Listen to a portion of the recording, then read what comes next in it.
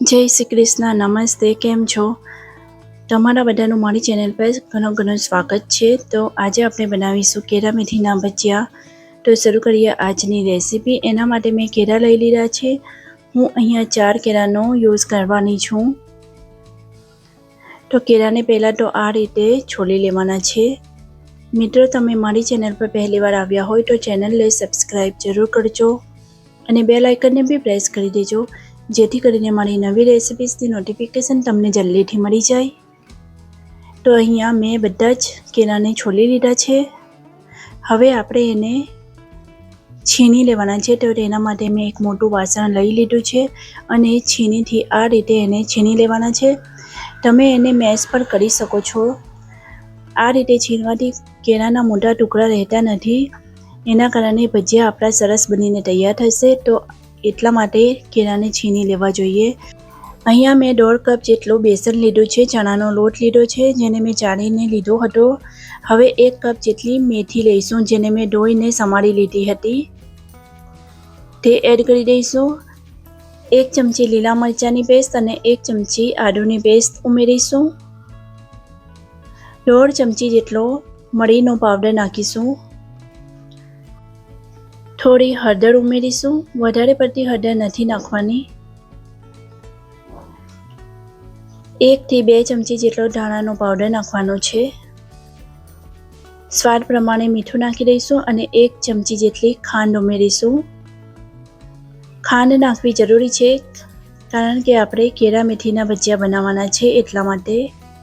તમારે ખાંડ ન ઉમેરવી હોય તો તમે એને સ્કીપ કરી શકો છો. હવે આ રીતે એને સરસ મિક્સ કરી લેવાનું છે. પાણી નથી ઉમેરવાનું. પાણી નાખ્યા વગર જ આ રીતે ખીરું બનાવી લેવાનું છે. હવે આપણે એને ઢાંકીને 10 મિનિટ માટે રહેવા દઈશું. 10 મિનિટ થઈ ગઈ છે. ચાલો આપણે હવે એને ચેક કરી લઈએ. હવે આપણે એમાં 1 મોટો ચમચો જેટલું ગરમ તેલ ઉમેરીશું. ભજીયાને તળવા માટે મેં જે તેલ ગરમ કરવા માટે મૂક્યું હતું, એમાંથી જ 1 ચમચો જેટલું તેલ આમાં ઉમેર્યું છે. તો આ રીતે એને સરસ મિક્સ કરી લેવાનું છે. ગરમ તેલ ખીરામાં ઉમેર્યા પછી તરત એને આ રીતે મિક્સ ન કરતા, નહીં તો તમે દાજી શકો છો. તો થોડું ઠંડુ થાય ત્યારબાદ જ આને મિક્સ કરવાનું છે. ચાલો તો હવે ભજીયાને તળી લઈએ. આ રીતે તેલમાં ખીરુંને નાખવાનું છે. તમે નાના મોટા ભજીયા બનાવી શકો છો. તમને જેવા ગમતા હોય એ રીતે બનાવી લેવાના છે. હવે આપણે એને 4 થી 5 મિનિટ માટે સરસ તળાવવા દઈશું, જેથી એ અંદરથી પણ સરસ તળાઈ જાય, કાચા ન રહે. એ માટે એને આ રીતે ચલાવતા રહેવાનું છે અને બ્રાઉન કલર ના થાય ત્યાં સુધી તળી લેવાનું છે.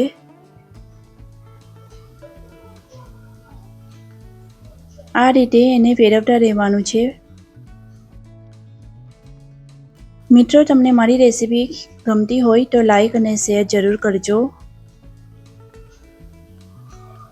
તો ભજીયા આપણા અહીંયા તળાઈ ગયા છે. હવે આપણે એને કાઢી લઈશું.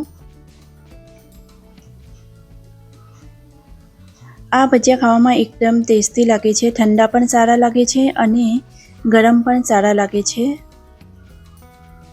અને આને બનાવવામાં વધારે પડતી વસ્તુની પણ જરૂર નથી પડતી. તો તમે એને ગમે તે ટાઈમે બનાવી શકો છો. આ રીતે મેં બધા જ ભજીયા બનાવીને તૈયાર કરી લીધા હતા. મિત્રો, તમને મારી રેસીપી કેવી લાગી મને કમેન્ટમાં જરૂર જણાવજો. અને તમે જ્યારે પણ આ રેસીપીને ટ્રાય કરો તો મને કમેન્ટમાં જણાવજો તમને મારી આ રેસીપી કેવી લાગી. તો મળીએ છીએ એક નવી રેસીપી સાથે. ત્યાં સુધી bye bye. Thanks for watching.